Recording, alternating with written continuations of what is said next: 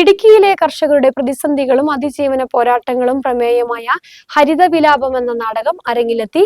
അരനൂറ്റാണ്ടോളമായി നാടകരംഗത്ത് ശ്രദ്ധേയമായ ഇടപെടലുകൾ നടത്തിയിട്ടുള്ള കാഞ്ചിയാർ ആൽഫയാണ് നാടകം അവതരിപ്പിച്ചത്.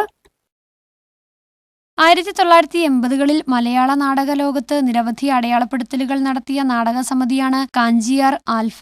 ഒരിടവേളയ്ക്ക് ശേഷമാണ് ആൽഫ തിയേറ്റേഴ്സ് പുതിയ നാടകവുമായി അരങ്ങിലെത്തിയത്. ഇടുക്കിയിലെ കുടിയേറ്റ കർഷകരുടെ പ്രതിസന്ധികളും അതിജീവന പോരാട്ടവുമാണ് ഹരിതവിലാപം എന്ന നാടകത്തിന്റെ പ്രമേയം.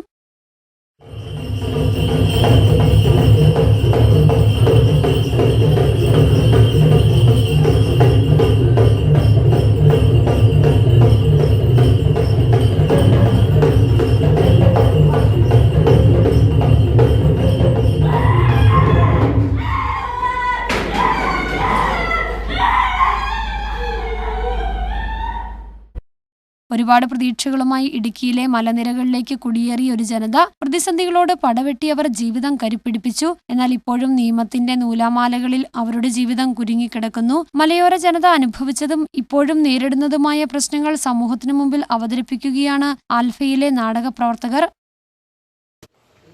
96 വരെ സജീവമായി അമച്വർ നാടകരംഗത്ത് നിലനിന്നിരുന്ന സമിതിയാണ്. നിരവധി നാടകങ്ങൾ ഈ സമിതിയുടെ ബാനറിൽ അവതരിപ്പിച്ചിരുന്നു. കേരളത്തിലെമ്പാടുമുള്ള മത്സരവേദികളിൽ 80കളിൽ നിറഞ്ഞു നിന്ന സമിതിയാണ് കാഞ്ചിയാർ ആൽഫ തിയേറ്റേഴ്സ്. 4 നൂറ്റാണ്ടിന് ശേഷം അതിൻ്റെ പഴയ പ്രവർത്തകരെല്ലാം ഒരുമിച്ച് കൂടി വീണ്ടും ഇത് പുനർജീവിപ്പിക്കാൻ തീരുമാനിച്ചതിൻ്റെ ഭാഗമായിട്ടാണ് ഇപ്പോൾ പുതിയ ഒരു നാടകവുമായി രംഗത്ത് വന്നത്.